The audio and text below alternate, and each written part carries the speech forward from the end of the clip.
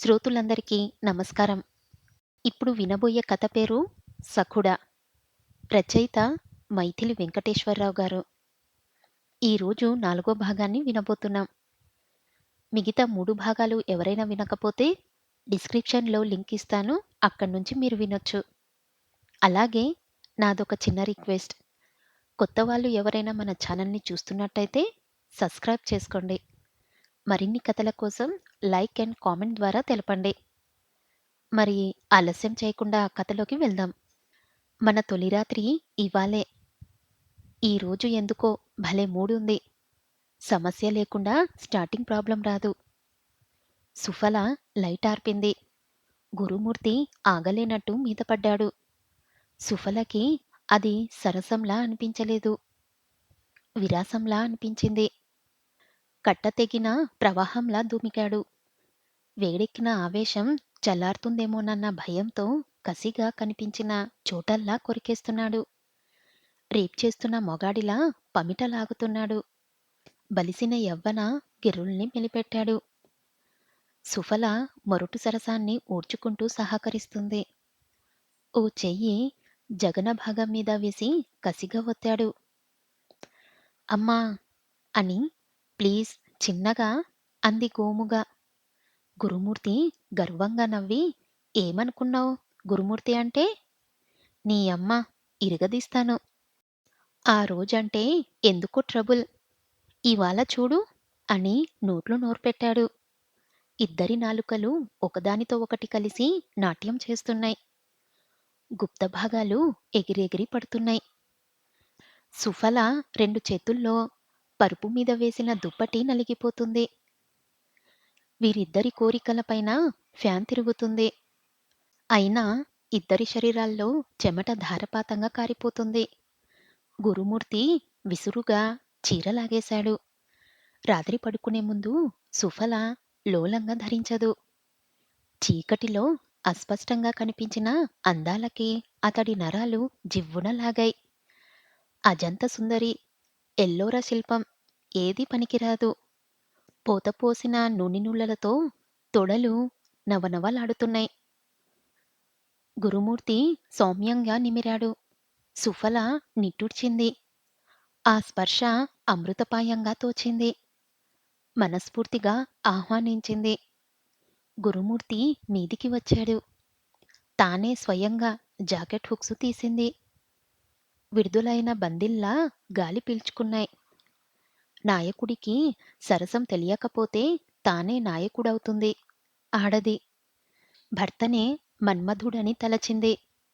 లయబద్ధంగా కదులుతున్న భర్తకి అనుబంధంగా తాను మూల్గసాగింది. కిటికీల్లోంచి చలిగాలి వీస్తుంది. పొగలేని చలి కుంపట్లు సుఫల ఎదలు. గురుమూర్తి వేడెక్కిపోతున్నాడు. అనిర్వచనీయమైన అనుభూతి. ప్రపంచంలో ఏ కవి వర్ణించ వీలు కానంతగా ఆమె అనురక్తి పొందుతుంది. సరిగ్గా అప్పుడు కిచ్చాడు ఆమె ఉరువుల మీద. చిన్నప్పుడు అమ్మ పోసిన పాలు ఆ అమ్మ ఒకేసారి గుర్తుకొచ్చాయి. అంత గట్టిగా కిచ్చాడు. మన్మథ తాపం దెబ్బకి ఎగిరిపోయింది. దాని స్థానాన్నే బాధ. ప్రాణం పోతుందా అన్నట్లు అనిపించింది. కళ్ళు చిప్పిల్లాయి. హృదయం చిట్లింది. మెదడుకు చేరిన బాధ శాంతన పడకుండానే ఆపుకోలేక తమకంలో సృజన కేశాలానికి జీర్ణంలాంటి ఆమె తొడల మీద చటుక్కున కొరికాడు. దిగ్గున లేచింది. పళ్ళు బిగువున బాధని నొక్కిపెట్టింది. అతను ఆ ప్రదేశం నుంచి లేవకుండానే అన్నాడు.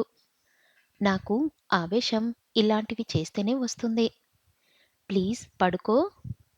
2 తొడల మీద ముద్దుల వర్షం కురిపించే ప్రయత్నంలో పడ్డాడు. ఆమె కళ్ళు భయంతో పెద్దవయ్యాయి. ఓరి రాక్షసుడా! కసిగా పెదాలు ఉచ్చరించాయి.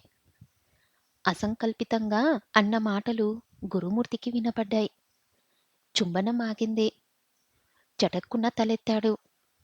అతని కళ్ళు చింతనిప్పుల్లా తయారయ్యాయి. ఎంత మాట! తాళి కట్టిన భర్తని, వేదమంత్రాల మధ్య నడిపించిన భర్తని రాక్షసుడా అని సంబోధన. తట్టుకోలేకపోయాడు. నిజంగానే రాక్షసుడే అయ్యాడు. సుఫలకి ఒక్క తోపు తోశాడు. మరుక్షణమే మృగంలా మీద పడ్డాడు. మందించిన ఏనుగుల్లా ఇష్టం వచ్చినట్టు కుమ్మాడు. నీ అమ్మ, నిన్ను ఇప్పుడు చూపిస్తానే రాక్షసమంటే ఏమిటో, రాక్షస రతి అంటే ఏమిటో. కరుడుగట్టిన కసాయివాడే అయ్యాడు. సుఫల అతలకుతలమవుతుంది. తెల్లటి సున్నటి పరువులాంటి పరువుల మీద తన 2 చేతులు బిగించాడు. వాడి అయిన అతని వేలగోళ్ళు ఆ సున్నిత ప్రదేశంలో దిగాయి. భగవాన్! మనసు అరిచింది. శరీరం విలవిలలాడింది. మల్లెపువ్వుని మురిపించే జగనభాగం కుమిలిపోయింది. చెక్కిళ్ళా అవి, చిరుదీపాలు, చిగురించిన చిగుర్లు. కాని ప్రస్తుతం చీకటి చాటున 4 గోడల మధ్యన చింకిన చివర్లు అవి. గురుమూర్తి గృహప్రవేశానికి తొందరపడ్డాడు. బలవంతంగా విడదీశాడు. ఓ బ్రహ్మ! నీ సృష్టి తప్పయ్యా! ఈ వ్యవస్థలో ఆడదాన్ని అణగదొక్కే విధంగా మహామహన్వాళ్ళు ఆంక్షలు పెట్టారు. దానికి తగ్గట్టుగానే వాళ్ళతో సరిసాటిగానే నువ్వు కూడా మాకు అన్యాయమే చేశావు. అన్నిట్లో అన్ని మొగాడిదే పైచెయ్యి. ఇక్కడ కూడా. కనీసం ఈ ఒక్క చోటైనా కిందా పైనా కుడి ఎడమైతే మొగాడి మీద ఆడదాని ద్వేషం ఇక్కడైనా తీర్చుకునేది. ఇప్పుడు నా భర్త తీర్చుకున్న విధంగా. మొగాణ్ణి కుమ్మి కుమ్మి సుఫల అతని కింద నలిగిపోతూ ఉంది. అప్పుడు కుమ్మాడు మదమెత్తెభంలా. అమ్మా! గది గోడలు ప్రతిధ్వనించేలా అరిచింది. గురుమూర్తి చప్పున ఆమెని కరుచుకుపోయాడు. ఆమె శవంలా పడుకొని ఉంది. 2 కనుబొమ్మల పక్కనుంచి కన్నీరు కారుతూ ఉంది. నీచ రచయితల్ని చూసి మదనపడే సరస్వతీదేవిలా ఉంది. సుఫల కాటుక కంటి నుంచి కన్నీరు ప్రవహిస్తూనే ఉంది. గురుమూర్తి తృప్తిగా కళ్ళు మూసుకున్నాడు. అంతకన్నా ఏం కావాలి? తాను మొగాడు. భార్యకి తెలిసి వచ్చేలా చేశాడు. తాను మొగాడు. భార్యని 4 గోడల మధ్య అనుభవించటమే మగతనమైతే గురుమూర్తి మగాడే. రాత్రి పూర్తిగా గడిచింది. పక్షుల కిలకిలా రావాలు కిటికీల్లోంచి వినబడుతున్నాయి. ఆ శబ్దానికేమీ ఆవిడకి మెలకువ రాలేదు. అసలు నిద్రంటుపోతేనేగా మెలకువ రావటానికి. కొండ చిలువులా పెనవేసుకున్న భర్తని పక్కకి జరిపింది. తాళిబొట్లను తీసి కళ్ళకద్దుకుంది. పెద్దలు ఏది నేర్పినా నేర్పించకపోయినా నరనరాన ఇది మాత్రం ఎక్కిస్తారు. మొగుడు జీవితం. జీవితమనే గుడిలో మొగుడనే దేవుణ్ణి భక్తిగా కొలిస్తే పిల్లల్నే వరమిస్తాడు. నిజమే. రాముళ్లాంటి వాడైతే సరే. కృష్ణుడైనా సరిపెట్టుకోవచ్చు. దేవదాసైతే ఉదయం లేవదీయొచ్చు. ఇవన్నీ కాక రావణాసుడైతే, కీచపు మొగుడైతే చెప్పరు. ధైర్యం, తెగింపు, నిబ్బరం. అబ్బే! హిందూ దేశపు ఆడవారికి ఇవి లేవేమోనని ఏమో ఏ తల్లిదండ్రులు కూడా చెప్పరు. భర్త మాట లక్ష్మణుడు గీసిన గీత కంటే పవిత్రం. ధైర్యంగా ఎదురు చెప్పటం రాముడి ఆలయంలో మాంసం తిన్నంత పాపం. అతని రోజు జీవితంలో విసుగొచ్చినప్పుడు విసుక్కుంటాడు. లేదా కొడతాడు. మరీ కర్మ చాలకపోతే నరకయాతన పెడతాడు. తెగించకూడదు. తెగిస్తే బరి తెగించింది. First certificate. సెకండ్ వద్దులేండి. చెప్పుకున్న పాపమే. ఇకపోతే పిల్లలు. నువ్వు వారి కోసమే బ్రతకాలి. వారిని చూస్తూ బ్రతకాలి. ఇవాళ నవ్వుతూ తన్నినా, రేపు కావాలని తన్నినా తల్లి మనసు కదా, కడుపు తీపి అని సరిపెట్టుకోవాలి. మనువు రాసినా, మహాముని రాసినా అదే రాశాడు. భర్త తన ఇంటిలో 4 గోడల మధ్య అభద్రత భావంతో చూసినా, అతను కట్టిన తాళిని మాత్రం జాకెట్టు చాటున హృదయంలో దాచుకోవాలి. కాని సుఫల తాను ధైర్యంగా ఎదురు చెప్పగలదు. తెగించగలదు. అలాంటి నీచుడి పిల్లలకి తల్లి కాకుండా ఉండగలదు. ఆ తెగింపు, ధైర్యం, నిబ్బరం అన్నీ ఉన్నాయి. కానీ తన తల్లిదండ్రుల పరిస్థితి వద్దు. తానే నెమ్మదిగా మార్చుకోవాలి. అతనిలోని వికారాన్ని మంచి మాటలతో వదిలించాలి. ఆ తర్వాత చెదిరిన దుప్పటిని సరిచేసింది. సుఫల అనుకున్నట్లుగానే గురుమూర్తి ఆవేశపరుడు, శాడిస్టు, అసమర్థుడైతే మార్చుకోగలిగేదేమో. అప్పుడీ కథ మరో రకంగా ఉండి ఉండేది. భూదేవి లాంటి స్త్రీ భరించలేనిది, క్షమించలేనివి రెండే రెండు. ఒకటి పక్కని, మరో పడతకి పంచి ఇవ్వటం. రెండు అనుమానం, అనుక్షణం అనుమానం. గురుమూర్తికి ఉన్నది రెండోదే. ట్రైన్‌లో తన కాలుని సిగరెట్ పీకలా ఎందుకు నలిపాడో, అసలు అతనిలోని వికారమేమిటో సుఫలకి గంట తర్వాత తెలిసింది. గురుమూర్తి ఆఫీస్‌కి వెళ్ళే హడావుడిలో ఉన్నాడు. బయట సుఫల కూరల బేరం ముగించుకొని ఇంట్లోకి వచ్చింది. డ్రెస్సింగ్ టేబుల్ ముందు నిల్చొని తల దువ్వుకుంటున్నాడు. సుఫల వడిలోని కూరలని జాగ్రత్తగా పట్టుకుంటూ వంటగదిలోకి పోబోతుంది. ఆగు! అది ఆజ్ఞపనో, ఆదరంగా అన్నదో అర్థం కాలేదు సుఫలకి. గురుమూర్తి ఆమె వైపు తిరగకుండానే క్రాఫ్ సవరించుకుంటూ అడిగాడు. ఏంటి? ఏమిటంటున్నాడు మీ బావ?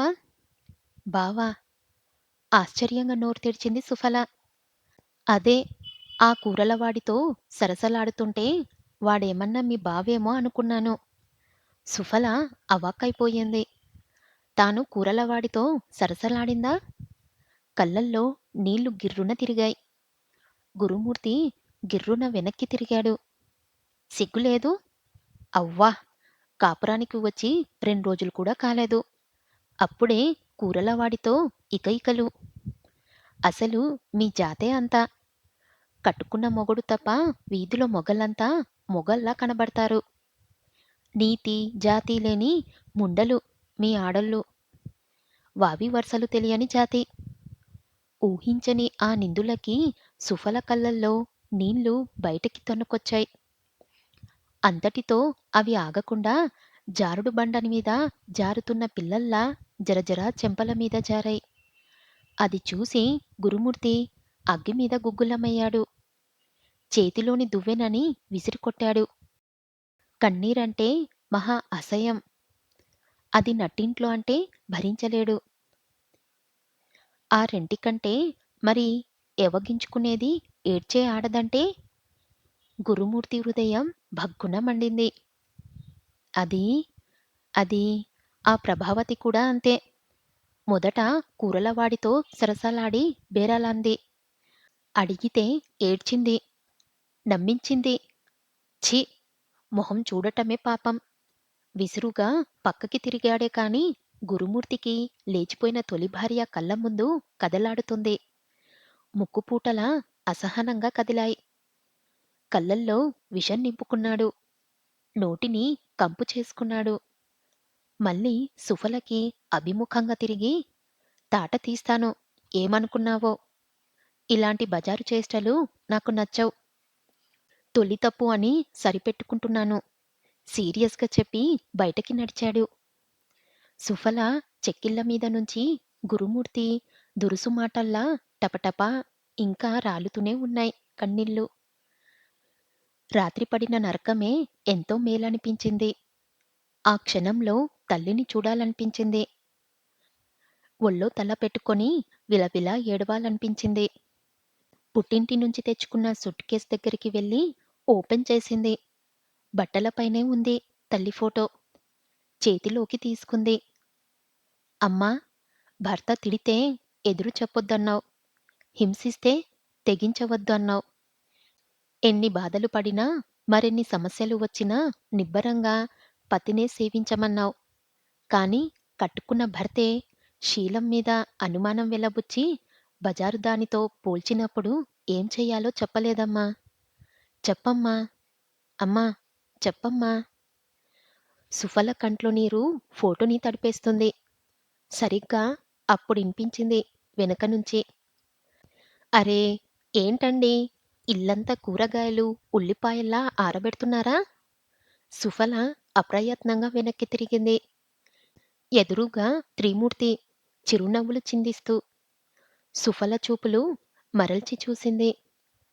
ఇల్లంతా బంతుల్లా టమాటాలు తిరుగుతున్నాయి. తాను బాధలో వడిలోని కూరల్ని వదిలేస్తుందన్న విషయం గుర్తుకొచ్చి గబగబా కిందికి వంగి ఏడ్తూ చెప్పింది. వారు ఇప్పుడే ఆఫీస్‌కి వెళ్లారు. వస్తే ఏమన్నా చెప్పమంటారా? అది సరే. ఏంటి మీ కళ్ళు అదోలా ఉన్నాయి? కొంపదీసి మా వాడి ప్రతాపం చూపించలేదు కదా? సుఫల కూరలు ఏరేది కాస్త ఒక్క క్షణం తటపటాయించింది. త్రిమూర్తి దూసుకుపోతున్నాడు. కొద్దిపాటి పరిచయం మన ఇద్దరి మధ్య ఉండొచ్చు. నేను, గురుమూర్తి చాలా కాలంగా స్నేహితులం. నేను చెబితే వింటాడు. ఏదన్నా ఇబ్బంది ఉంటే చెప్పండి. ఎవరైనా బాధపడితే అస్సలు చూడలేను. అది ఆడవారైతే మరీ. సుఫల కూరలెరవడం పూర్తి చేసి అతని వంక చూసింది. తెల్ల ప్యాంటు, తెల్ల షర్టు. కాని మనసే అనుమానం. ఖచ్చితంగా తెలుపు కాదు. 26 ఏండ్లు ఉండొచ్చు.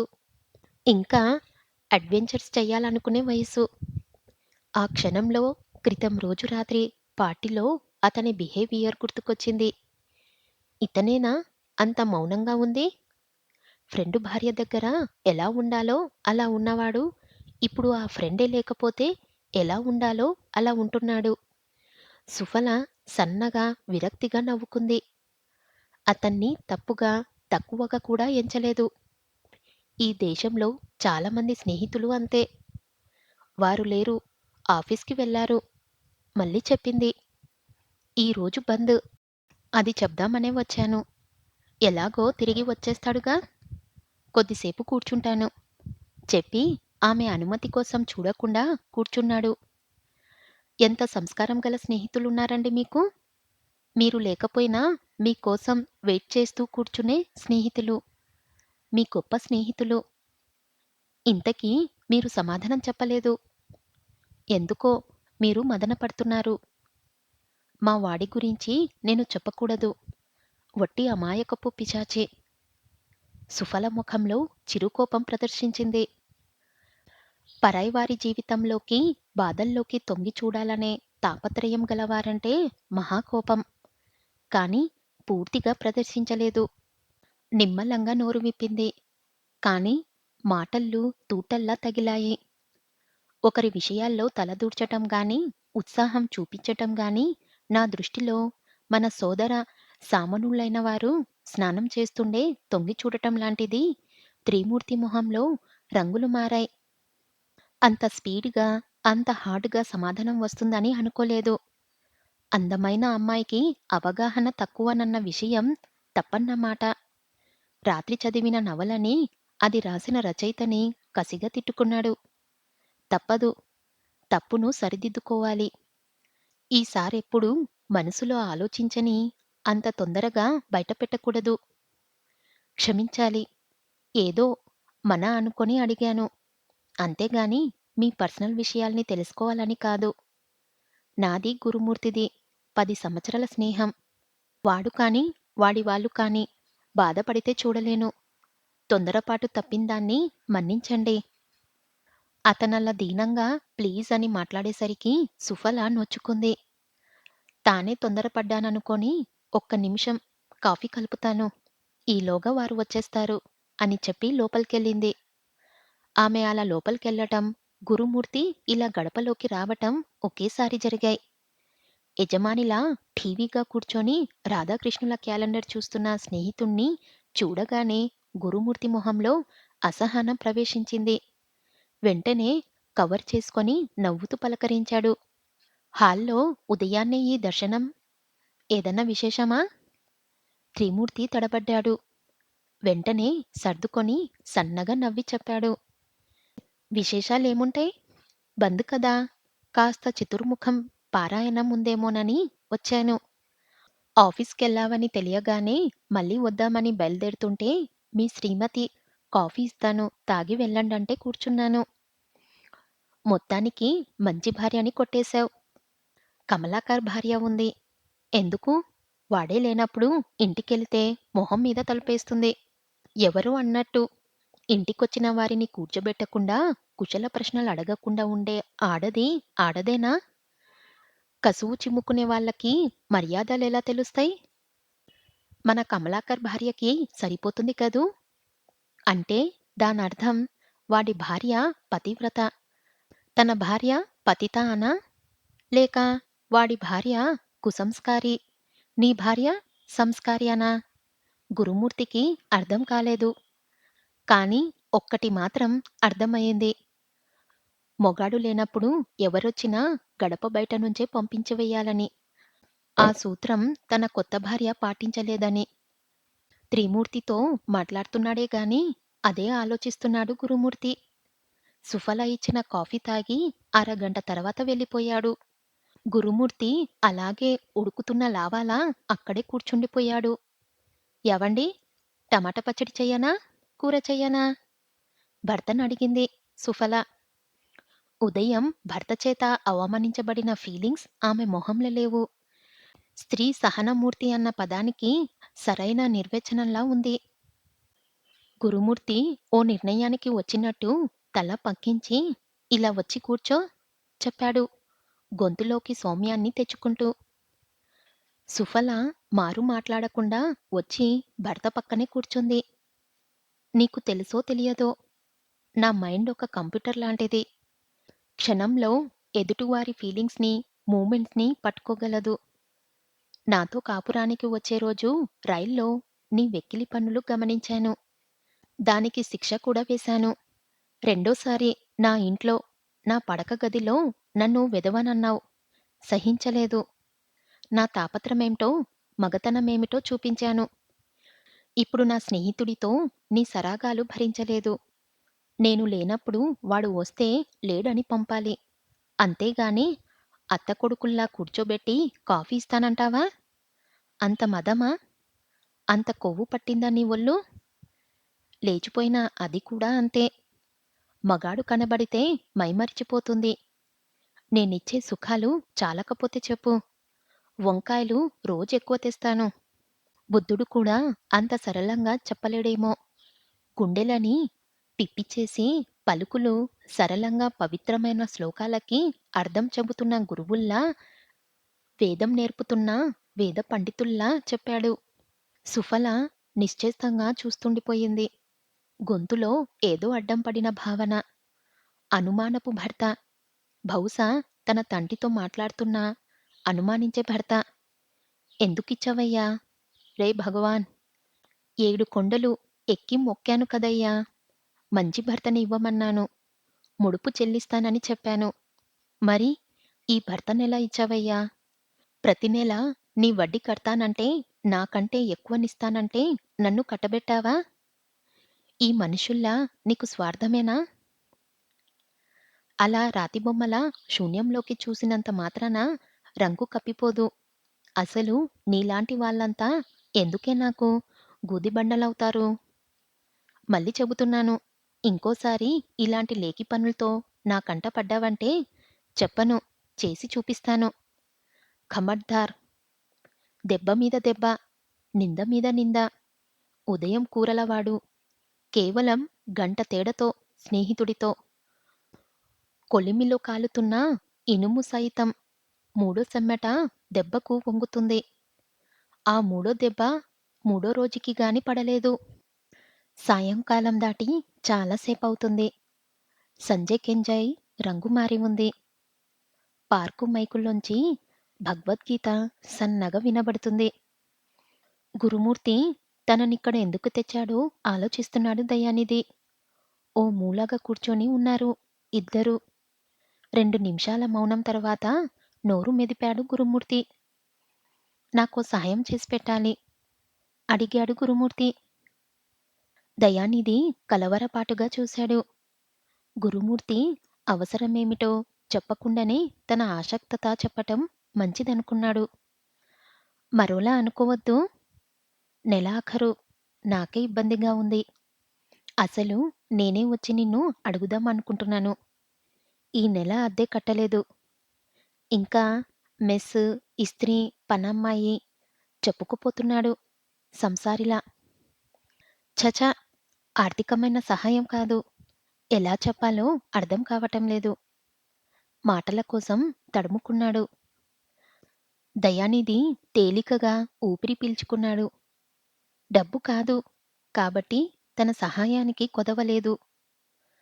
భుజం మీద చెయ్యి వేసి గురుమూర్తిని అడిగాడు. నా దగ్గర దాపరికమెందుకు? ఏమిటో చెప్పు. స్నేహితుడిగా నీకు సహాయం పడలేకపోతే మన స్నేహమే వేస్ట్. అవసరానికి ఆదుకునేవాడే నిజమైన స్నేహితుడు. గురుమూర్తి సంతృప్తిగా తల ఊపాడు. నాకా నమ్మకముంది. అందుకే ఎవరి దగ్గరికి వెళ్ళకుండా నీ దగ్గరికే వచ్చాను. నా మనసు పొరల్లో నిక్షిప్తమైన వ్యధ. నేను అనుభవించిన చిత్రవధ మొత్తం అంతా చెప్పేస్తాను. ఇదంతా నీకు చెబుతున్నది సానుభూతి కోసం కాదు. నిన్ను అడగబోయే సహాయానికి ఉపోద్ఘాతం లాంటిది. విషయం చెప్పు. లోపల విసుక్కొని మాటల్లో కనబడకుండా అన్నాడు. ప్రభావతి తెలుసుగా. అది అది మొదట ఇలానే ప్రవర్తించింది. దయానిధి అర్థం కానట్టు మొహం పెట్టాడు. కాని ప్రభావతి గురించి అతనికి పూర్తిగా తెలియకపోయినా చాలా తెలుసు. గురుమూర్తి భావరితంగా మొహం పెట్టి ప్రారంభించాడు. ప్రభావతి నా భార్యగా మాత్రమే తెలుసు. ఆమెలోని విచ్చలవిడితనం గురించి చాలా మందిలానే నీకు తెలియదు. దయానిధి పెదవులపై చిరుదరహాసం ప్రత్యక్షము మాయమైంది. చాలా రోజులుగా అడగాలనుకుంటుంది, తెలుసుకోవాలనుకుంటుంది, తెలుసుకుంటున్నాడు. ఎప్పటికైనా ఉపయోగపడవచ్చు. తన కుటుంబంలోని మచ్చలు వేలెత్తి చూపించినవాడు తాను తిరిగి అన్నెందుకు తప్పక తెలుసుకోవాలి. మనలో తప్పులున్నప్పుడు తన తోటివారిలో కూడా తప్పు వెతికి పెట్టుకొని అవసరార్థం ఉపయోగించటం తెలివిగలవారి లక్షణం. ఆ రకంగా తెలివిగలవాడు దయానిధి. గురుమూర్తి తన మానన తాను చెప్పుకుపోతున్నాడు. సుఫలలానే అది అమాయకంగా కుడికాలిని పెట్టి నా జీవితంలోకి ప్రవేశించింది. చిన్నప్పటి నుంచి నన్ను పెనవేసుకున్న ఏకాంతాన్ని పారద్రోలింది. జీవితంలో మకరందం అంటే ఏమిటో చూపించింది. అదంతా నిజమే అనుకున్నాను. నాకిక బాగా గుర్తు. ఆ రోజు చివరి శ్రావణ శుక్రవారం. నాకంటే ముందే లేచి తలంటు పోసుకొని పూజా కార్యక్రమం పూర్తయిన తర్వాత కూరలు కొంటుంది. అప్పుడే నేను నిద్రలేచి బయటకొచ్చాను. కూరలవాడు గట్టిగా నవ్వటంతో చూపులు అటుకేసి ప్రసరించాను. ప్రభావతి అతన్ని గమ్మత్తుగా చూసి ఏదో మాట్లాడుతుంది. వాడు దోసకాయల్ని చేత్తో పట్టుకొని ఏదో చెబుతున్నాడు. నాకు భలే కోపం వచ్చింది. ఆ సింబాలిజం బేరం ఎబ్బెట్టుగా ఉంది. వాణ్ణి కూరల గంపని ఒక్క తన్ను తందమన్నంత కోపం వచ్చింది. అడుగు ముందుకు వేశాను. అప్పుడు కనిపించిన దృశ్యం ఇప్పటికీ నా కళ్ళల్లో మెదులుతుంది. కూరలవాడి చేతిలో ఉన్న దోసకాయ కంటే పెద్దవి. వాటికంటే నునపాయినవి, రంగు కలవి ఆ రెండు. ఆ రెంటి వంకే వాడు ఆశగా చూస్తున్నాడు. చేతిలో కాయని లయబద్ధంగా తిప్పుతున్నాడు. ఎందుకో ఆ క్షణం వాడి మీద నాకు కోపం రాలేదు. కారణం మన బంగారం మంచిదైతే వేరే వాడినెందుకు తప్పు పట్టటం? ప్రభావతి పమిట చాలా వరకు చెదిరిపోయి ఉంది. ఎంతగా చెదిరిపోయిందంటే వేదమంత్రాల మధ్య నేను కట్టిన తాళిబొట్లు మధ్యలో ఊగిసలాడుతూ నాకే కనిపిస్తున్నాయి. ప్రతి భారత సతిమానం చంద్రమతి మాంగల్యం. ఆడదానిలో కొన్ని గుప్తమైన ప్రదేశాలతో పాటు మాంగల్యం కూడా పరుల కంటపడకూడదు. అందుకే నువ్వు గమనించావో లేదో చాలామంది పెళ్ళిళ్ళలో శుభకార్యాల్లో తాళికి గంధం రాస్తామంటే వద్దని తామే వేలితో తీసుకొని ఎవరికి కనబడకుండా గంధం రాసుకుంటారు. తన మాంగల్యం సాటి ఆడవారికి కూడా కనపడకూడదని. అలాంటి పవిత్రమైన మాంగల్య సూత్రాల్ని ఆమె అలా గాలికొదిలేసింది. నేను చాలాసేపటి వరకు మనిషిని కాలేకపోయాను. ఆ తర్వాత ఒక నిర్ణయానికి వచ్చి వంటగదిలో ఉన్న ప్రభావతిని పిలిచి సౌమ్యంగా చెప్పాను. ఉదయం ప్రవర్తన ఏమరిపాటుతనం గురించి చెప్పలేక చెప్పాను. కానీ ఆమె దాన్ని తేలికగా కొట్టివేస్తూ, అంటే మీ ఉద్దేశం బయట జారినా చూసుకోలేనంత స్థితిలో ఉన్నానా? వాడు మరీ రేట్లు ఎక్కువ చెబుతున్నాడు. నేనే కావాలని కొద్దిగా జార్చాను. దరిద్రుడు రూపాయి చెప్పింది అర్ధ రూపాయికిచ్చాడు. ఆ మగజాతే అంతా. పైట జార్చితే చాలు వెధవలైపోతారు. ప్రభావతి నిర్వించనానికి నేను నిర్ఘాంతపోయాను. పెళ్ళైన అన్ని రోజుల తర్వాత మొట్టమొదటిసారి ఆ రాత్రి నేను సంసారం చెయ్యలేదు అని చెప్పటం కంటే చెయ్యలేకపోయాను అని చెప్పటం సముచితంగా ఉంటుంది. అంతవరకు చెప్పి శూన్యంలోకి విరక్తిగా చూశాడు. బహుశా తన అసమర్థతను తానే బయట వేసుకున్నందుకు అయి ఉంటుందనుకున్నాడు దయానిధి. మౌనంగా జేబులోంచి సిగరెట్ తీసి వెలిగించుకొని తృప్తిగా పొగ వదిలాడు.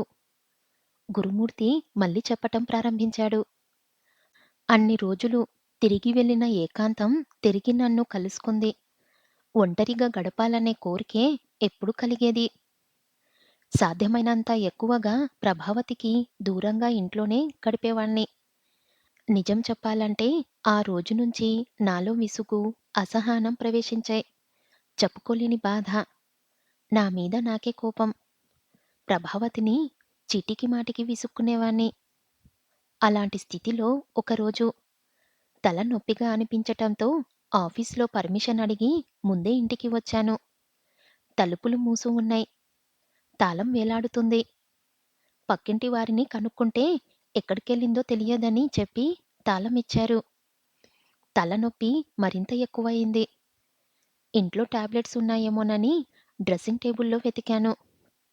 తలనొప్పి మాత్రలు కనబడలేదు కానీ కింద అరలో పుస్తకాలు కనిపించాయి. అన్నీ బూతు పుస్తకాలు. పరమ అసహ్యంగా ఉన్నాయి. పెళ్ళైన స్త్రీ అంటే ఏంటో తెలిసిన నాకే ఉద్రేకం కలిగించాయి. ప్రభావతి అంటే పీకల దాకా కోపమొచ్చింది. విచ్చలవిడితనాన్ని నేర్పే ఆ సాహిత్యం ప్రభావతి ఇష్టపడుతుందని తెలుసుకోగానే ఏం చెయ్యాలో అర్థం కాక అనాలోచితంగా పరుపు కింద వెతికాను.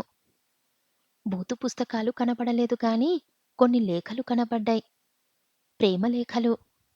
ఆనంద్ అనే కుర్రాడు ప్రభావతికి రాసిన ప్రేమ, విరహ శృంగార లేఖ నటనం కంటే ప్రేమ కవిత, చాటువుల నటం సమంజసంగా ఉంటుందేమో. బహుశా నా ఉద్దేశంలో ఆనంద్ మంచి కవి అయినా అయి ఉండాలి. లేదా ఏ మహాకవి సాహిత్యాన్నైనా దింపి ఉండాలి. వాడు నా భార్యని వర్ణించిన తీరు నాకిప్పటికీ కంఠస్థం.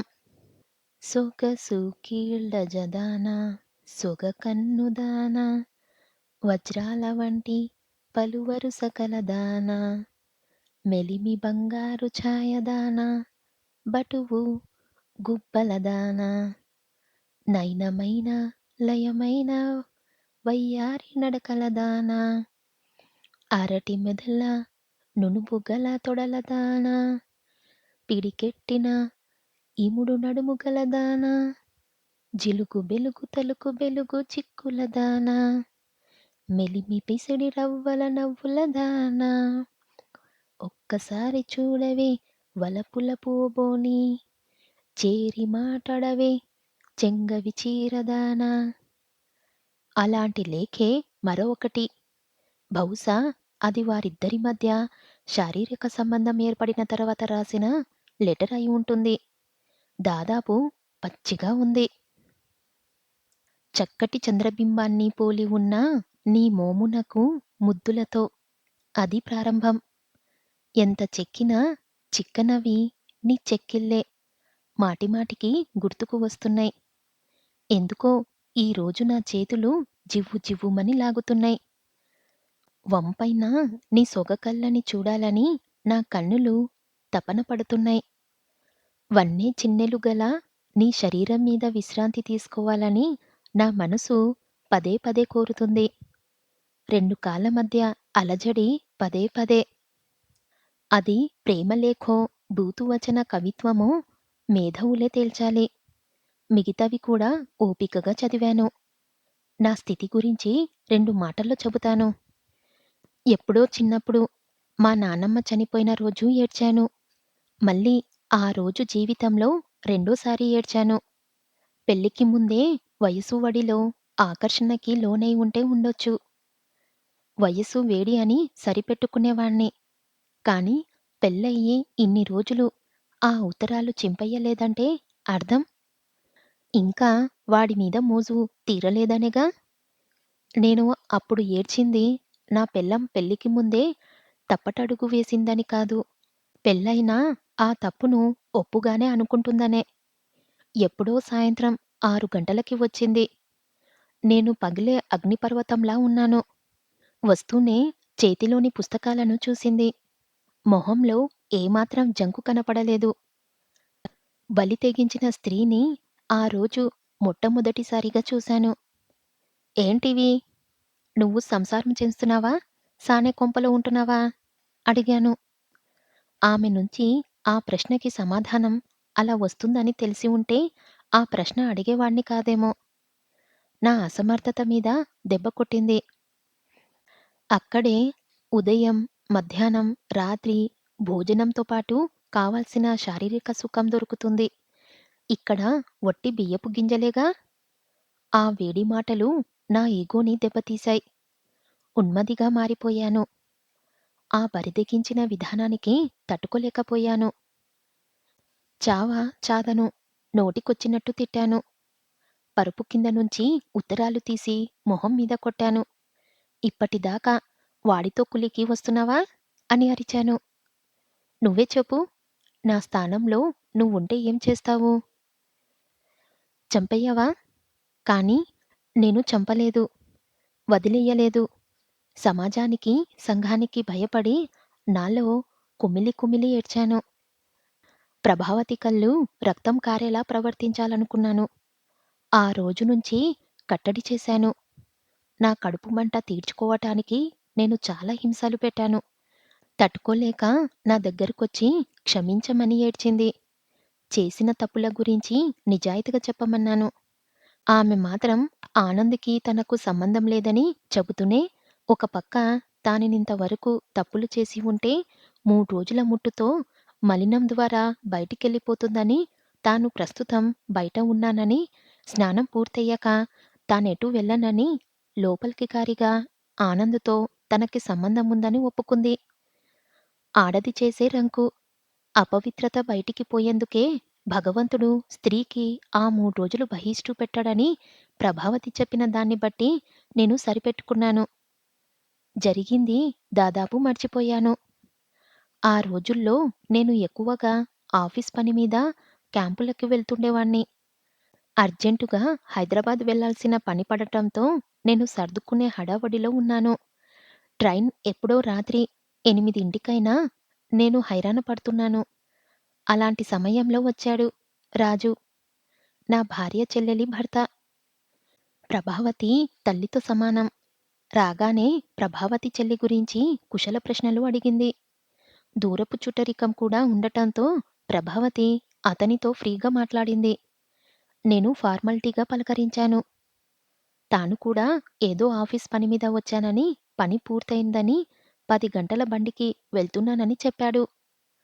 అందరం కలిసి భోజనం చేశాం. 8కి నా బండి కావటంతో నేను వస్తానని చెప్పి, అతనితో కాసేపు విశ్రాంతి తీసుకొని వెళ్ళండని చెప్పి వెళ్ళాను. ఆ రోజు నా ట్రైన్ లేటు. దురదృష్టం. కొన్ని సార్లు అదృష్టం, దురదృష్టం రూపంలో వస్తుంది. ప్రభావతి దురదృష్టం కొద్దీ ఆ రోజు బండి 4 గంటలు లేటు. స్టేషన్‌లో అంతసేపు వెయిట్ చెయ్యలేక నెమ్మదిగా ఇంటికొచ్చాను. అప్పుడు ఇప్పటిలా మా ఇంటి చుట్టుపక్కల ఎక్కువ ఇళ్ళు లేవు. 7కే అర్ధరాత్రి అయినట్టు ఉంటుంది. ఆ రోజు వీధి దీపాలు కూడా వెలగటం లేవు. రాత్రి 9 దాటుతుంది. నేను తాపీగా గేటు తీసుకొని తలుపు కొట్టబోయి ఆగాను. కారణం సన్నగా నవ్వులు, గాజుల శబ్దం, ఆడదాని గాజుల శబ్దం. ఏ సమయంలో ఎలా వస్తుందో నాకు తెలియకపోవటానికి నేనేమి చిన్నపిల్లవాణ్ణి కాదు. మనసులోకి అనుమానం వచ్చి పడింది. క్షణంలో అది మెరుపర్వతమయ్యింది. నా ఇంట్లో నేను దొంగలా వెళ్లి కిటికీల్లోంచి తొంగి చూశాను. అసలు నేను అనుమానిస్తున్నది ఆనంద్ గురించి. అక్కడ నేను చూసింది రాజుని. నా తలలో డైనమోట్లు పేలినట్లు అనిపించింది. అంతా మసక చీకటిలోనూ అతని మొహం స్పష్టంగా కనిపించింది. ప్రభావతి మీద అతనెంతగా కదులుతున్నాడంటే, వడ్రంగి మేస్త్రి చేతిలో చిత్రిక కూడా అంత స్పీడుగా కదలదేమో. నేను అలానే నేలకి జారిపోయాను. ఎంతసేపు అలా ఉన్నానో నాకే తెలియదు. లోపల్నుంచి మాటలు వినిపిస్తున్నాయి. నిట్టూర్పులు, శ్వాసలు స్పష్టంగా చెవిన పడుతున్నాయి. భావప్రాప్తి అంటే ఏంటో నాకు తెలిసేలా చేశావు అన్న రాజు మాటలు ముద్దు శబ్దానికి నేను విచలాడితున్నానయ్యాను. ఓ పక్క వదినా అని అంటూనే భావప్రాప్తి గురించి చెబుతున్న అతని సంస్కారానికి ఏం పేరు పెట్టాలో అర్థం కాలేదు. ప్రభావతి ముద్దు ముద్దుగా అంటుంది. వారకాంతలను తల్లి వదిన, దాసి, అప్ప, చెలియ, దాది అని, కేలిక, గృహంబున, బరిమటించటు విటధర్మము కాదు. వావి లేదు. సానివారి ఎంట ఇది వీటధర్మం. ఇది చెప్పింది కాళిదాసు మహాకవి. అంటే ఇది భోగం కొంప. నోరెళ్ళబెట్టాడు రాజు. ఈ రాత్రి మగాడా? దాని అర్థం అది కాదు. వలచి వచ్చిన ఆడదాన్ని ఆ పేరుతో పిలవటం ధీరుడి లక్షణం కాదు. స్త్రీని సంతృప్తిపరచలేక పిలిచే ఆ పిలుపుల వావిలేని వ్యభిచారుల కంటే హీనులు అని అర్థం. రాజు గలగలా నవ్వాడు. సభాష్! ఎంత గొప్పగా నీకు అనుగుణంగా మార్చుకున్నావ్. కానీ మన సంగతి బయటపడితే సమర్థించుకోవటానికి నీ వాచ్చాతుర్యం పనిచెయ్యదు. ప్రభావతి అతని మీదకి వంగి చెవిలో గుసగుసా చెప్పింది. నిమిషం క్రితం చెప్పిన నా మాటని మర్చి ఎలా సమర్థించానో విన్నావుగా? దటీస్ ప్రభావతి. మళ్ళీ ఇంకోసారి. రాజు దూరంగా నెడుతూ, అమ్మో! నా వల్ల కాదు. ఇప్పటికే 2 సార్లు. పద్మని జాతి స్త్రీని 2 సార్లు కంటే ఎక్కువ రమించకూడదు. ఇది శృంగార ధర్మం. మూడోసారి రమిస్తే ఆ స్త్రీ శంకిని జాతవుతుంది. ఈ ధర్మసూత్రాలన్నీ మన కోసం మనం తయారు చేసుకున్నవే. మనకి అనుగుణంగా మార్చుకుంటే తప్పు లేదు గాని రా! మళ్ళీ ఎప్పుడో. అసలు నా చెల్లి నాకంటే చిన్నదే. నిన్ను కొట్టేసింది గాని, లేదంటే మనమిద్దరం ఈ దొంగ సంసారాలు ఆడే అవసరమేముంది? త్వరగా రా! నా తొలి పరిచయపు తొడ పరిచయం చూసి చాలా రోజులయ్యింది. చేతకాని మొగుణ్ణి కట్టుకొని జీవచ్ఛంగా బతుకుతున్నాను. గదిలోంచి ఓ పెద్ద బండరాయి నా మీద వేసినట్లనిపించింది. ఎక్కడ్నుంచి వచ్చిందో ఆవేశం. లేచి వెళ్లి తలుపులు బాదాను. విపరీతమైన ఆవేశం. బహుశా నన్ను చేతకాని వాడినని జమకట్టినందుకై ఉంటుంది. దాదాపు పిచ్చివాడిలా తలుపులు బద్దలయ్యేలా బాదాను. అలా 5 నిమిషాల వరకు అరుస్తూనే ఉన్నాను. లోపల ఇద్దరి మానసిక స్థితిరేంటో నాకు తెలియదు. ముందు ప్రభావతే తలుపు తీసింది. కాని ఆమె అదరలేదు, బెదరలేదు, చలించలేదు. నిర్లక్ష్యమైన చూపులు. దేనికైనా సంసిద్ధతని తెలియజేసే మొండితనం కనిపించాయి. ఏమిటి? అర్ధరాత్రి న్యూసెన్స్? తిన్నగా తలుపు కొడితే తీయనా? అరిచింది. నేను నిరుత్తుడైపోయాను. విచక్షణాన్ని పూర్తిగా మర్చిపోయాను. దగ్గరిలో కుర్రపేడు కనిపించింది. దాన్ని తీసుకొని ఇష్టం వచ్చినట్టు లోపలికి తీసుకెళ్ళి ముందు రాజుగాణ్ణి బాదాను. దాటికి తట్టుకోలేక 4, 5 దెబ్బలకే పరుగులెక్కించుకున్నాడు. ప్రభావతిని మాత్రం వదలదలుచుకోలేదు. ఆ రోజు అదే చివరి రోజు. చేద్దామనుకున్నాను. కొట్టి కొట్టి చంపేయాలనుకున్నాను. అదే పేడుతో ఇష్టమొచ్చినట్లు కొట్టాను. గగ్గులు పెట్టింది. అప్పటిదాకా కిటికీల్లోంచి చూస్తున్న చుట్టుపక్కల వారు వచ్చి చేరారు. ప్రభావతికి రక్షణ కల్పించారు. ఒకరిద్దరు నన్ను పట్టుకున్నారు. నువ్వు మనిషివా, పశువువా? ఆడదాన్ని పెళ్ళాన్ని పట్టుకొని కొడతావా? అడిగారు. ఆవేశంతో అనాలోచితంగా ఉన్న నేను వాళ్ళని వదిలించుకొని మళ్ళీ బాదాను. ప్రభావతి తన్నులు తింటూనే, ఏడుస్తూనే చుట్టూ ఉన్నవారిని సహాయం అడిగింది. ఏమనో తెలుసా? చంపేస్తున్నాడు, కాపాడండి. నా నపుంసకు మొగుడు నుంచి రక్షణ కల్పించండి అని. చంపేస్తున్నాడు, కాపాడండి. నా నపుంసక మొగుడు నుంచి రక్షణ కల్పించండి అని. నా చేతిలో కర్ర జారిపోయింది. నలుగురు నన్ను వింతగా చూశారు. ప్రభావతి ముక్కుతూ, ములుగుతూ పడక గదిలో తనకి సుఖం ఇవ్వకపోగా తన చేత ఏవేవో చెయ్యమని చెబుతున్నాడని, నేను కాదంటే కొడుతున్నాడని ఎవరినెవర్నో తెస్తున్నాడు. ఏడ్చి చెప్పింది. ఏడ్చే ఆడదాని మాటలు ఎవ్వరూ నమ్మరు. నేను నపుంసకుణ్ణి కాదు. దీని ప్రవర్తనతో నాకు సెక్స్ మీద ఉత్సాహం పోయిందని గొంతు చించుకొని చెబుదామనిపించింది. నరాలు తెగేలా నేను బ్రోకర్‌ని కానని చెప్పాలనిపించింది. కానీ ఏదీ చెప్పలేకపోయాను. నలుగురు నన్నన్నారు. చుట్టూ లోకం కాకుల్లా నా మీద పడ్డారు. ఇంతకు ముందు పారిపోయిన రాజుని నేనే తీసుకొచ్చి నా భార్య పక్కలో పడుకోమన్నాననే అసత్యాన్ని సత్యంగా తేల్చారు. మొహన ఉమ్మటం ఒక్కటే తక్కువ. కారణం ప్రభావతి అద్భుతమైన నటన. మగవాడు అబద్ధమాడితే తడికల చిల్లులు చిల్లులుగా ఉంటుంది. అదే ఆడది చెబితే అందమైన గోడలా. నేను ఓడిపోయిన సైనికుడిలా వెనక్కి తిరిగాను. లోపలికెళ్ళి తలుపేసుకున్నాను. నా ముందున్న జీవితంలానే గదంతా చీకటి. ప్రభావతి ఆ రోజు వెళ్ళటమే. ఆ తరువాత తెలిసింది ఆనంద్‌తో అది లేచిపోయిందని. నేను నిజాయితీగా ఉన్నది ఉన్నట్టు చెప్పాను. నేను నపుంసకుడినా? అనుమానపు మొగుణ్ణి, రాక్షసుణ్ణి, బ్రోకర్‌నా? చెప్పు. దయానిధి చాలా సేపటి వరకు మాట్లాడలేకపోయాడు. సారీ. అందరిలా నేను నలుగురి మాటలు నమ్మి నిన్ను అనుమానపు శాడిస్టపు మొగుడే అనుకున్నాను. కానీ ఇప్పుడే తెలిసింది అసలు కథ. I'm very sorry. గురుమూర్తి నిర్లిప్తంగా నవ్వి అన్నాడు. రెండు జాలి మాటలకో, రెండు వాత్సల్యమైన చూపులకో నా గాథ నీకు వినిపించలేదు. నిన్ను అడగబోయే సహాయానికి నా గతంతా చెప్పాను. ఏ భర్త తన భార్య గురించి విపులంగా చెప్పడు. నేను చెప్పానంటే కారణం ఒక్కటే.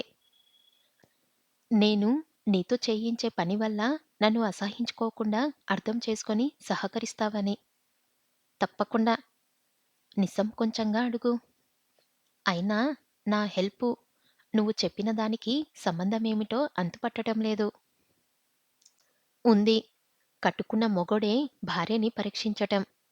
తన స్నేహితుడినే ఆయుధంగా ఉపయోగిస్తున్నాడంటే ఆ భర్తని నీ దృష్టిలో ఏమనుకుంటావు? గురుమూర్తి అన్నాడు చివ్వున తల ఎత్తి. అవును. నిన్ను వినియోగిస్తుంది ఆ పనికే. మొత్తం కథంతా విన్నావు. ప్రభావతిలానే అదీ ప్రవర్తిస్తుంది. కేవలం నా అనుమానమే. మరి కొన్నాళ్ళకి ప్రభావతిలా మారి నా ఎదురు పడకుండానే నాకు తెలియాలి. అందుకే తప్పైనా ఈ మార్గం ఎన్నుకున్నాను. తెలుసుకొని ఏం చేస్తావు? అనుమానంగా అడిగాడు దయానిధి. ప్రశాంతంగా గడుపుతాను. ప్రభావతిలా సుఫల కూడా ప్రవర్తిస్తే తట్టుకునే శక్తి ఈ జీవికి లేదు. నా నష్టజాతకాన్ని నిందించుకుంటూ దూరంగా వెళ్ళిపోతాను. లేదా దానిమీద కసి తీర్చుకుంటాను. ముక్కలు ముక్కలుగా నరుకుతాను. నో! అంతదాకా ఆలోచించకు. నేను ఒక్కసారి చూసినా, గంట పరిచయమైనా నేను చెప్పగలను. నీ సుఫల స్వాధిమూర్తి. తథాస్తు. నాకు మాత్రం జీవితం మీద కోరిక ఉండదా? ఆమె గతం, ప్రస్తుతమంతా ముచ్చదగినదే అయితే సంతోషంగా ఆవిడ కాళ్ళ ముందు పడమన్నా పడతాను. నీ దురదృష్టం కొద్దీ ప్రభావతి శంకిని జాతి స్త్రీ. సుఫల అలా కాదు. పద్మిని జాతిది. స్వచ్ఛమైన ముత్యపు నీరు వంటిది.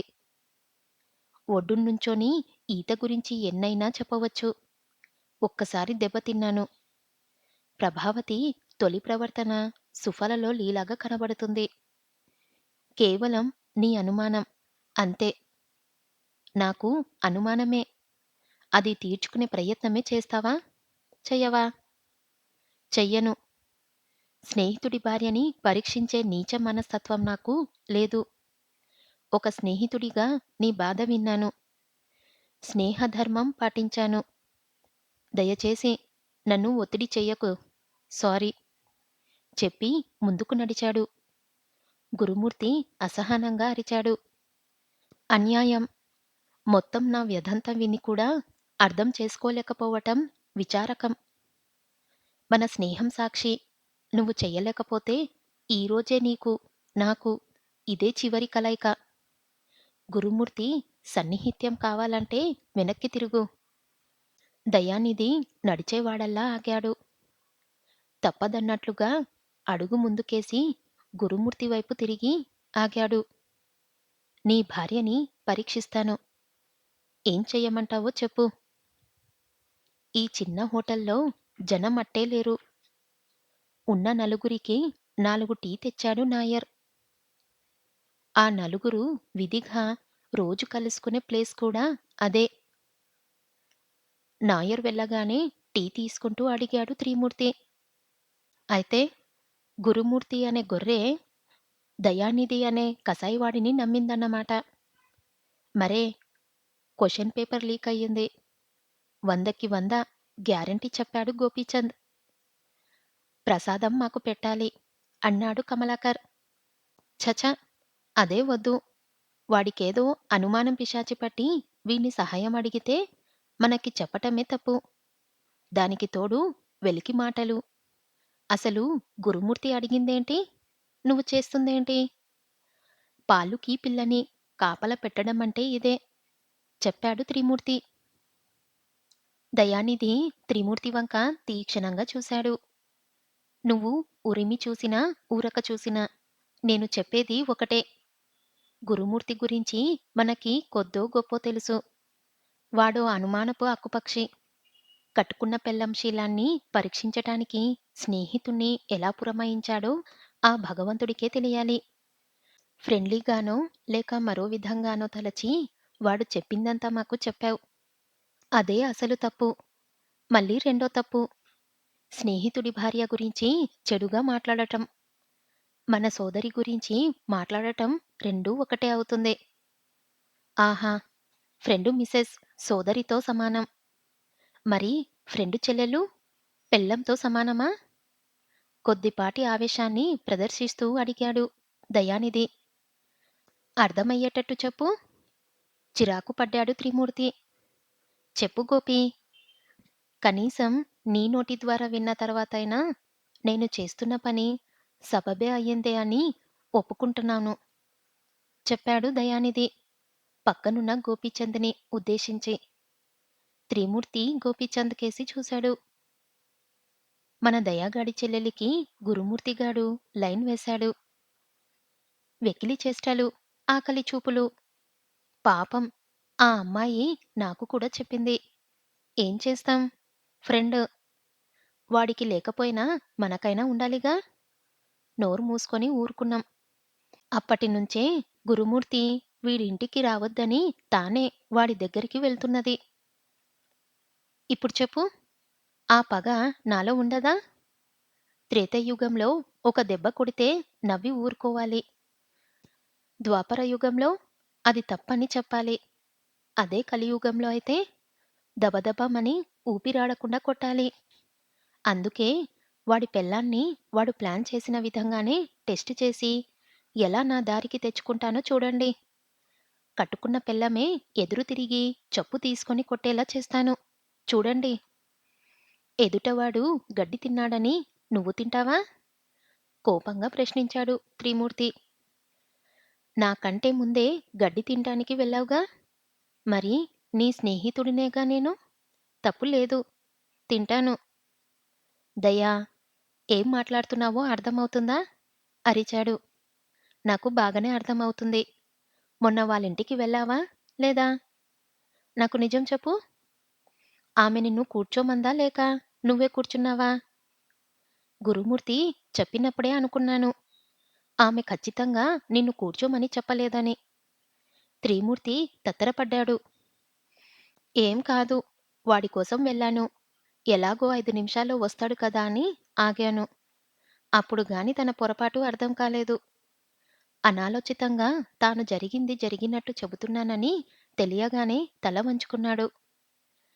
నిజం నిప్పు. ఎంత దాచినా దాగదు. ఆమె కూర్చోమంది అని అనకుండానే కూర్చున్నావు. ఎందుకు? గురుమూర్తి స్నేహం తీసేయ్. హిపోక్రసీ మాటలు వద్దు. వాడు మనకి ఫ్రెండ్ కాదు. ఓంకార్‌కి మాత్రమే. కానీ మన నలుగురి స్నేహం ఇప్పటిది కాదు. హైస్కూల్ దగ్గర్నుంచి. మనలో మనకి మొహమాటం, దాచుకోవటం వేస్ట్. Come on tell me. గురువుగాడి భార్య మీద నీకు కన్ను ఉందా లేదా? అవును. చెప్పాలి. అరిచారు కమలాకర్ గోపీచంద్. త్రిమూర్తి తప్పు ఒప్పుకున్నట్లుగా తల ఊపి చెప్పాడు. నిజమే. ఆమె మహా ఇల్లాలు. నేను వెయిట్ చేస్తాననగానే అయిష్టంగా మొహం పెట్టింది. కానీ నేనే ఏదో రకంగా పరిచయం పెంచుకుందామని కూర్చున్నాను. ఎందుకో ఆమె నా కళ్ళ ముందు అనుక్షణం కదలాడుతుంది. నీ బుద్ధి పోనిచ్చుకున్నావు కాదు. వాణ్ణి చెప్పనియ్యరా? విసుక్కున్నాడు దయానిధి. ఎందుకో ఆమెనే చూస్తూ ఉండాలనిపించింది. అలా వెయిట్ చేయడం తప్పు కాకపోయినా ఒక రకంగా తప్పే. ఒప్పుకుంటున్నాను. ఆ చిన్నదానికే వాడు ఆమె మీద అనుమానపడతాడని ఊహించి ఉంటే వెంటనే వెళ్ళిపోయి ఉండేవాణ్ణి. అంటే సుఫల నీకు బాగా నచ్చిందన్నమాట. అన్నమాటేంటి? ఉన్నమాటే. వాడికే కాదు, నాకు కూడా. మీరేం అనుకోనంటే త్రిమూర్తిగాడిలా నా మనసులోని ఉద్దేశం కూడా చెబుతాను. కమలాకర్ ఉత్సాహంగా ముందుకు వంగి అన్నాడు. ముగ్గురు కమలాకర్ వంక ఆశ్చర్యంగా చూశారు. నాకు వీడిలా చూడాలనిపించటం నిజమే కాని మొహాన్ని కాదు. మరి? ముగ్గురు కొరస్‌గా అడిగారు. అత్యంత కోమలమై, వెంట్రుకలు లేనిదై, నునునునుపు గల ప్రదేశం. ఏది? ఆ భాగం. బ్రహ్మకైనను రిమ్మ తెగులు పుట్టించగల ఆ ప్రదేశాన్ని చూడాలనే ఆశ, అభిలాష. ముగ్గురి కళ్ళు వెడల్పయ్యాయి. ఒక్క నిమిషం పాటు ఎవ్వరూ మాట్లాడలేదు. కమలాకర్ అంత సూటిగా చెబుతాడని ఎవ్వరూ ఊహించలేదు. సో, మన అందరికీ ఆవిడ గారి మీద కన్ను పడిందన్నమాట. ముసుగులో గుద్దులాటెందుకు? అంతా ఒప్పుకోండి. గోపీచంద్ తేల్చి చెప్పాడు. ఒప్పుకున్న మాత్రాన తీరేది కాదుగా. నిరాశగా పెదవి విరిచాడు కమలాకర్. నీ బొంద. మన కోరిక ఏమీ కొట్లో బూంది కాదు. అప్పటికప్పుడు కొనుక్కొని కోరిక తీర్చుకోవటానికి. పరాయివారి సొత్తు. ఫ్రెండు భార్య. ఆశించటం ఆశాభంగానికే. గోపీచంద్ మాటలకి కస్సున లేచాడు కమలాకర్. మాటిమాటికి ఫ్రెండు ఫ్రెండు అనకు. నాకెందుకో వినబుద్ధి కావటం లేదు. వాడు మనకి ఫ్రెండేమిటి? వాడనుకుంటే అది మన తప్పు కాదు. వాడ్ని ఏనాడు మనవాడు అనుకోలేదు. ఓంకార్ గాడు, వాడు ఒకటి. మనం కాదు. ఓంకార్ అంటే గుర్తుకొచ్చింది. ఈ టాపిక్ ఎటువంటి స్థితుల్లోనూ వాడి చెవిన పడకూడదు. వాడెప్పుడూ వాడి పక్కే. హెచ్చరించాడు దయానిధి. సరేగాని ఇంతకీ అసలు విషయం చెప్పు. గురుమూర్తి ఎలా అప్రోచ్ అవ్వమన్నాడు? అసలు ప్లాన్ ఏంటి? అడిగాడు కమలాకర్. ఏదో పావలా ప్లాన్ చెప్పాడు. అసలు ప్లాను నేను చెబుతాను. రేపు మీరందరూ లెటర్ రాయాలి. మేమా? ఎవరికి? కొరస్‌గా అడిగాడు. దయానిధి తాపిగా చెప్పాడు. సుఫలకి. గురుమూర్తి నన్నెందుకు నియమించాడో అంతా పూసగుచ్చినట్టు రాయాలి. రాస్తే? అప్పుడుంటుంది అసలు డ్రామా. ఇద్దరు కొట్టుకు చస్తారు. అప్పుడు నా మనసుకి ప్రశాంతత. రెండో పెళ్ళాం కూడా ఛీ అని వదిలేసిన తర్వాత నేనే చెబుతాను. ఇంకెప్పుడు స్నేహం పేరు చెప్పి ఇంటికి వచ్చి ఆడపిల్లల్ని కదిలించవద్దని. నీ ద్వేషం తీరుతుంది సరే, మా కోరిక జారేదెలా? కమలాకర్ నిస్సహాయంగా అడిగాడు. త్రిమూర్తి మిగతా ఇద్దర్ని చూపిస్తూ, ఎవడ్రా వీడు? కోరికలు, ఆశలు ఎప్పుడూ తీరవు. అవెప్పుడు అందని చందమామలే. సుఫల చందమామ కంటే పైనుందని తెలియని పిచ్చివాడు. ఎవడ్రా వీడు? నాటకీయంగా చెప్పాడు త్రిమూర్తి. ముగ్గురు నవ్వబోతుండగా నాయర్ మాటలు వినపడ్డాయి. వెళ్ళాలి. మా ఆడోళ్ళు వస్తున్నారు. మీరెళ్ళాలి. ఈసారి నలుగురు నవ్వలేదు. నోరు తెరిచారు. ఆ రోజు సుఫలకి ఎంతో ఆనందంగా ఉంది. కారణం ప్రతిరోజులా గురుమూర్తి దండకం లేకపోవటం కాదు. కాపురానికి వచ్చిన ఇన్ని రోజులకి సినిమాకి తీసుకువెళ్తున్నాడని. ఆ సంబరంలో మర్చిపోయింది. అప్పటి వరకు పడిన అవమానాలు, వ్యధలు అన్నీ తుడిచేసింది. స్త్రీ కదా! గురుమూర్తి లేని ఆప్యాయతని గొంతులోకి తెచ్చుకొని మాట్లాడుతున్నాడు. సుఫల కబుర్తు చెబుతూనే రెడీ అయ్యింది. ఇద్దరూ రిక్షాలో సినిమా హాల్లోకి కూర్చున్నారు. భారతదేశ ఆర్థిక విధానంలా గందరగోళంగా ఉంది థియేటర్ ఆవరణ. ఎటు చూసినా జనం. పనిలేని జనం. అదే పనిగా చేరిన జనం. భారతదేశంలో పని లేక చెయ్యలేని బద్ధకస్తులన్నీ లెక్కబెట్టాలంటే ఉదయపు, మధ్యాహ్నపు సినిమా హాల్లోని జనాన్ని లెక్కిస్తే సరిపోతుందనుకుంటున్నాను. టికెట్స్ దొరుకుతాయంటావా? నిరాశగా పెదవి విరిచి అన్నాడు గురుమూర్తి. పోనీ ఇంకో సినిమాకి వెళ్దాం. దొరకని దానికోసం ఆశపడే సగటు మనిషి ఆలోచన లేని సుఫల అడిగింది. గురుమూర్తి కంగారు పడ్డాడు. ఇంకా నయం. నిరాశపడటం, వెనక్కి తిరగటం చెయ్యాలనుకున్నది. చెయ్యలేకపోవటం గురుమూర్తికి తెలియని పదాలు. నువ్విక్కడే ఉండు. నేను సంపాదిస్తాను. చెప్పి జనంలో కలిశాడు. కేవలం సినిమా టికెట్స్‌కి అంత పెద్ద డైలాగ్ ఎందుకు చెప్పాడో అర్థం కాక, ఆలోచించటం ఇష్టం లేక ఓ పక్కగా నిలబడింది. అయితే గురుమూర్తి వెళ్ళింది టికెట్స్ కోసం కాదు. టికెట్స్ అతని జేబులో ఎప్పుడో వచ్చేశాయి. అతనెళ్ళింది దయానిధి కోసం. ముందుగా చేసుకున్న ఒప్పందం ప్రకారం అనుకున్న ప్లాన్‌లో దయానిధి రిసీవ్ చేసుకోవటం కోసం. క్యాంటీన్ దగ్గర సిగరెట్ కాలుస్తూ అటూ ఇటూ తిరిగే ఆడవారి గుండెలకేసి చూస్తున్న దయానిధిని చూడగానే గురుమూర్తి చెయ్యి ఊపి పలకరించాడు. నీకోసమే వెయిటింగ్. ఆలస్యమైందే? అడిగాడు దయానిధి. ఆడవారి అలంకరణ గురించి చెప్పేదేముంది? ఇవిగో టికెట్లు. చెప్పిన ప్లాన్ గుర్తుందిగా? దయానిధి తల ఊపాడు. మరీ ఓవర్‌గా చెయ్యొద్దు. జస్ట్ ఊరికే చెప్పి 3 టికెట్స్ ఇచ్చాడు. అది వేరే చెప్పాలా? ఆమె నాకు సోదరితో సమానం. దాని గురించి వరీ అవ్వొద్దు. ఆ నమ్మకం నాలో ఉండబట్టే నీకు అప్పగించింది. నమ్మకం కట్టుకున్న పెళ్ళాం మీద లేనిది నా మీద ఉంటుంది. పైకి అనలేదు దయానిధి. మనసులో అనుకున్నాడు.